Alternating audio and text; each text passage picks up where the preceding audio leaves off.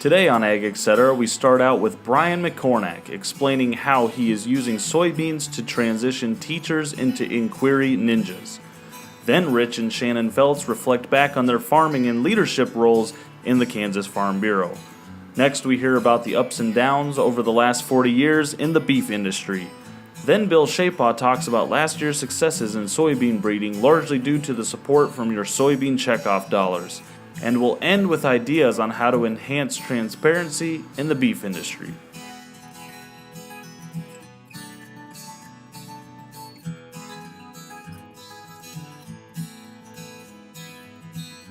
Closed captioning brought to you by Ag Promo Source. Together we grow.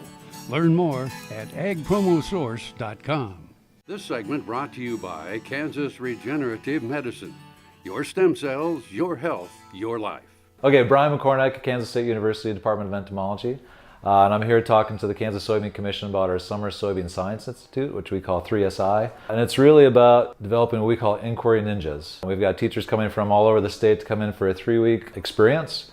And we bring in K-State faculty from across the college to talk about their discipline and how it evolves around soybean. And soybean becomes that really magical seed that we can talk about a lot of things. Most importantly, how we do science. And so that becomes a major focus of the Institute are the questions that we ask. And a lot of that is the cross-cutting concepts, so looking at patterns, looking at scale, looking at proportion, to the scientific method. You know, what's a good question and where do we start? But then how do we design an experiment to answer that? How do we really know that? And the fun part for me is teachers coming into the Institute are somewhat reluctant when they start, not really sure where this is going to go. And then by the end of 3 weeks, I feel like I've got 20 new scientists that are ready to take on the world and take that science knowledge to the classrooms. And more importantly, the importance of commodities to our state like soybean. And I've been really fortunate to have the support from the Kansas Soybean Commission to fund this program. And I think what's kept me going is by the end of the 3 weeks, that's a really long time for a teacher to take out of their summer, away from their family in a lot of cases, away from their comforts of home. At the end of the 3 weeks, to still come up to me and say, is there more? Is there something else we can be doing? And that's really where we've partnered with the Kansas Corn Commission to essentially do this, what we call our ear-to-ear program, which is our mentorship program, where the teachers that have gone through the Summer Institute now become the mentors in their school. So they pair up with about 4 teachers and really help them with the inquiry piece. So our program is no longer directly working with those teachers. Instead, we're working with graduates of the Summer Institute. And that to me is really rewarding because that's what we're doing is having a much greater impact, and we're allowing the teachers to feel like they're a big part of it. So again, at the end of the 3 weeks, a lot of teachers will just need some time to kind of take those concepts and bring them into the classroom and feel confident. And there are others that are really ready to run. And so a lot of those teachers from that Summer Institute will apply for the ear-to-ear program. And then we'll even get a select few that go into our, what we call Teacher Supporting Inquiry, which is our really ambassador program. And those teachers that have those ideas that they want to take across the state of Kansas will do just that. And we had a couple of graduates from the Soybean Commission project, the 3SI, who went through the mentorship program and said, hey, let's take this idea that we've got, which was to make these breakout boxes. And there's a bunch. It's basically a puzzle, locks, and you have to solve the puzzle in order to get to the very center prize. And they developed all the questions. They're now bringing this into classrooms, and it's really a way of getting the curriculum that we've developed for the Kansas Corn to get into classrooms. Again, but that was supported by teachers and their passion to bring education and this initiative to the classroom. But that all started with support from the Kansas Soybean Commission to get that seed planted, so to speak.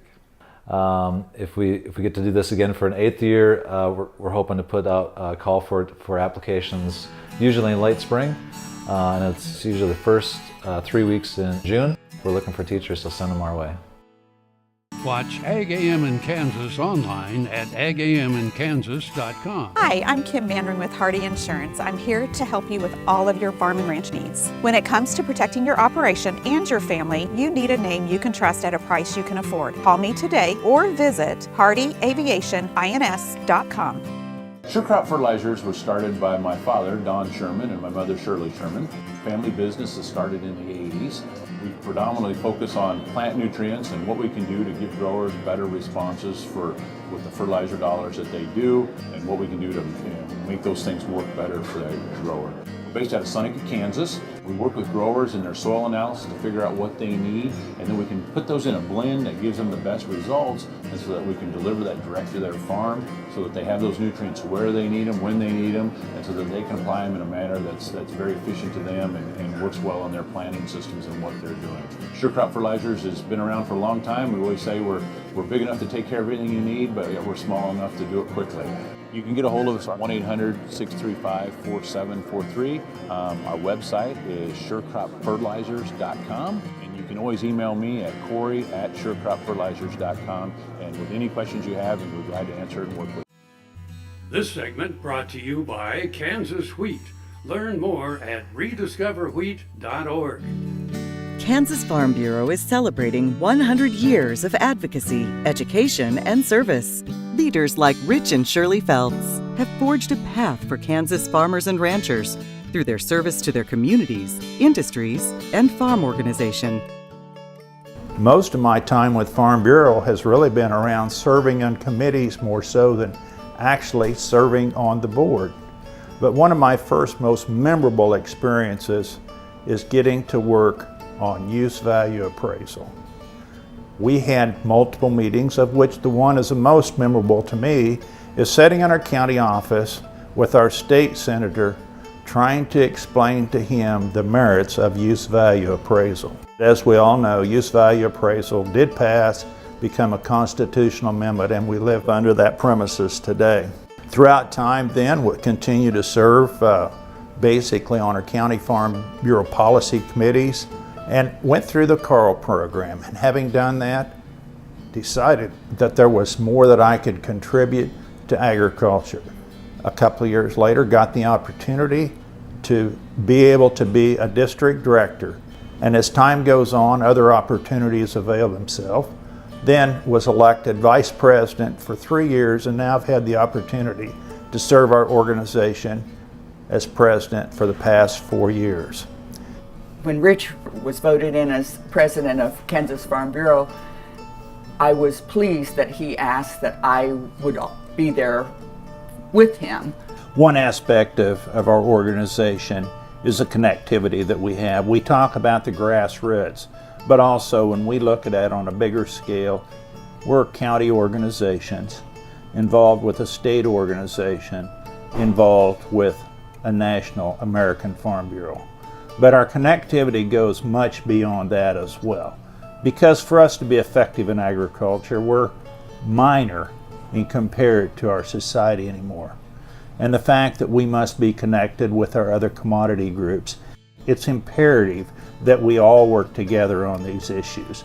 Sometimes I think we feel like, well, it's just a Farm Bureau issue. No, it's not. It's an issue that affected all of agriculture, and we work diligently with those groups to the best interest of agriculture. You know, there's one thing about Rich.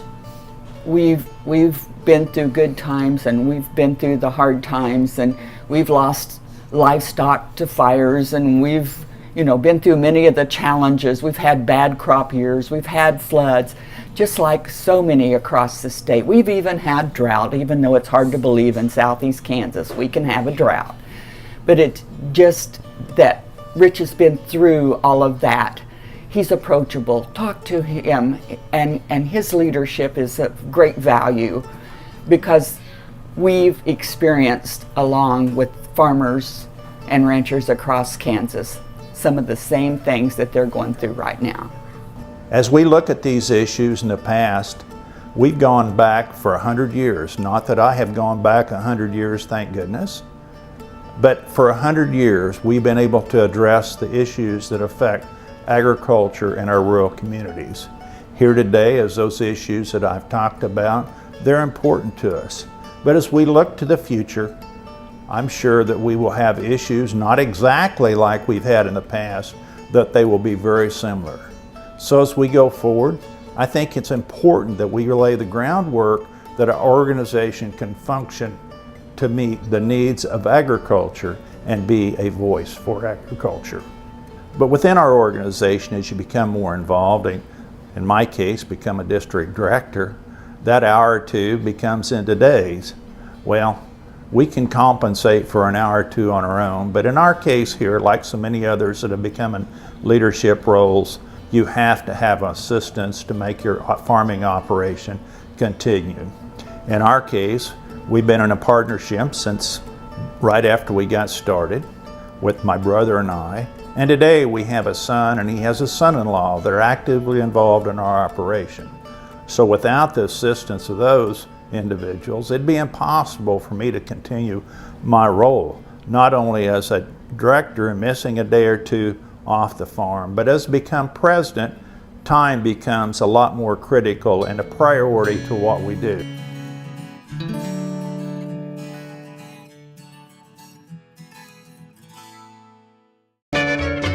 Ag Promo Source is a unique group of marketing specialists with one mission: help your ag business grow. Each affiliate has their own area of expertise and they work together to bring you advice, products, and services. To get started, visit agpromosource.com. Ag Promo Source, together we grow.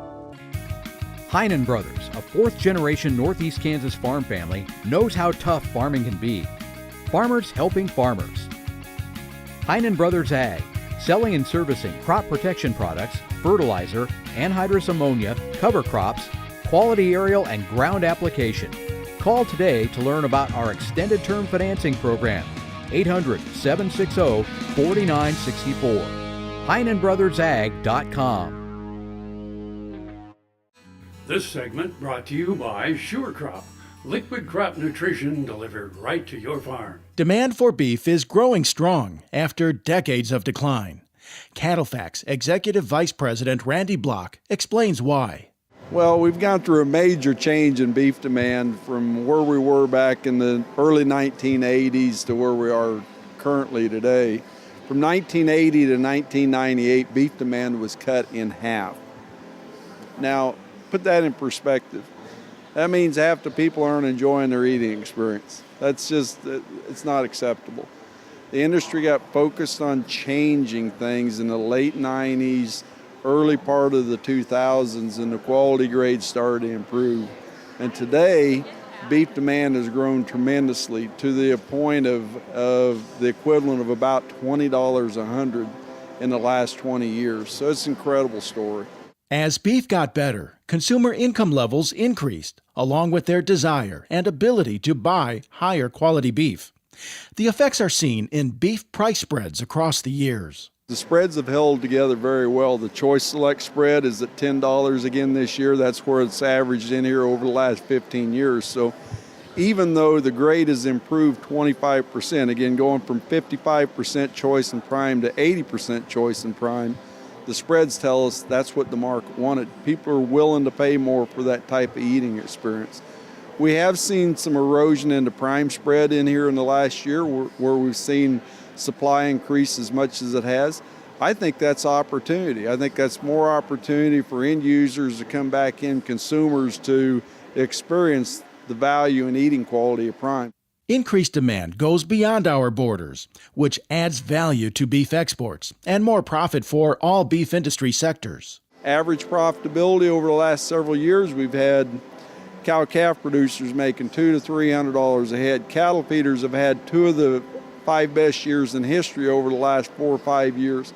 Packing industry's making great money. Stocker operators making good money. Everybody's making money.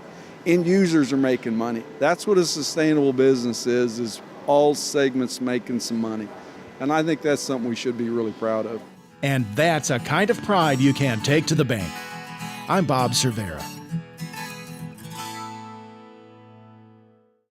Earlier in my life, I rode bucking horses in rodeos, and my shoulders took such a beating, and that was probably the reason for having several previous surgeries on both shoulders. About a year ago, I decided that I didn't want to have another surgery, and so I contacted Kansas Regenerative Medicine, took their treatment process. It was relatively pain-free. Now, after 8 months, my shoulders have healed to the point where I think I'm probably 90 to 95% of normal. It takes a couple of months to start to see results and feel real progress. That continued to increase gradually until now at approximately 8 months. And I'm extremely pleased. I've got full range of motion. I can lift weights, I can throw, I can do a lot of things that I couldn't do without a lot of pain previously. So I'm tickled to death with the results, and I'd recommend this process to anyone. Valley Vet Supply is devoted to providing information and professional quality products at reasonable prices. Valley Vet Supply.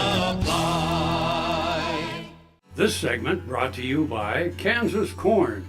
Learn more at kscorn.com. My name is Bill Schapaugh. I'm a soybean breeder with the agronomy department at Kansas State University. I work with Tim Todd, who's the plant pathologist, a nematologist at Kansas State University, and Harold Trick, who's a plant transformationist, also in the plant pathology department at K-State. And we work on a project that works on improving soybean germplasm, works to develop new soybean varieties, and works on various types of techniques to improve the breeding process. So this past year we worked on a number of different things. One of the projects involves genomic selection, actually using genetic information to improve the selection process. And we're part of a team of a number of breeders and geneticists throughout the north central part of the United States, public breeders and geneticists that are working on this. And here we're trying to improve the efficiency, identify which parents to make in crosses, to do that more efficiently, to identify which varieties to use in our breeding programs, which varieties have the best potential to, for example, for yield or for drought tolerance, and try to improve the selection process. We made a number of advancements in that the past year. Another area that we work on is trying to improve the genetic efficiency by using high throughput phenotyping. Basically, we're using small unmanned aircraft to collect information on the physiological status of the plant during the growing season. And we start out early in the growing season and look at what happens to how fast, for example, the canopy is closing, how fast the plant is growing. As things develop, we can look at the intensity of the various colors of the leaves in the plants. We can look at canopy temperature of the plants, and that can provide us information on how the plant is growing and how it's responding to the environment, the stress or whatever that is. And so we're using that to improve production efficiency, and we've got it to a point now where we use these unmanned aircraft. We can fly in 30 minutes to an hour. We can fly a 20 acre field. We can collect information on thousands of plots in those fields. And we're looking for ways to help us make better, more informed selection, along with the rest of the field type of data we collect, and along with the genotypic data. Other areas that we're very interested in is looking at plant introductions. We utilize only a small percentage of the potential genotypes that are out there to improve soybeans. The genetic base of the soybean varieties grown in the United States, the genetic base is really only a few dozen different soybean varieties. So there are thousands of other potential varieties out there that might be beneficial, might have beneficial genes to improve yield, to improve protein or other compositional traits, to improve disease resistance and so on. So we work on that, and we're primarily focusing our attention for the conventional varieties. We're focusing on seed yield, we're looking at composition, and we're looking at response to stress, primarily to drought stress and heat stress. You know, we've got climate change issues, challenging agriculture, and we think the germplasm that we are not using has the potential to help us address those issues as we move forward with soybean production in Kansas and in the United States. We also deal with variety. We also develop variety releases. Our varieties are either conventional soybean varieties or they're glyphosate-resistant varieties using the Roundup Ready 1 genotype. And we're developing those varieties potentially for either the use by soybean farmers to grow directly, so there's some of that. But we're also using that so that those varieties could be used by other soybean breeders, that are public or private soybean breeders could use those varieties as parents to develop new varieties, whether or not they're from a private company or whatever. So we put a high priority on that. This past year we developed a glyphosate resistant and released a glyphosate resistant mid-group 3 variety. And we also released a mid-group 5. A year before that we released an early group 4 variety. So these varieties are coming out. They're primarily for niche type markets, but they're available. They tend to be good performing varieties, and they were developed through support from the Kansas Soybean Commission. Next time you see a beautiful field of corn, reach out and thank the farmers who work tirelessly to raise corn for livestock feed, renewable fuels, and exports to feed a growing world population. The farmers on the Kansas Corn Commission work for Kansas Corn with grower-funded checkoff dollars that support foreign and domestic market development, research, promotion, and education to expand opportunities for Kansas farmers. To learn more, visit kscorn.com. Tarwater Farm and Home is a 40-year-old local family-owned business. Clothing for work and play, seeds and feeds, boots, toys for the kids, and tools you'll need for around the house and farm. And a service department to keep them in top running order.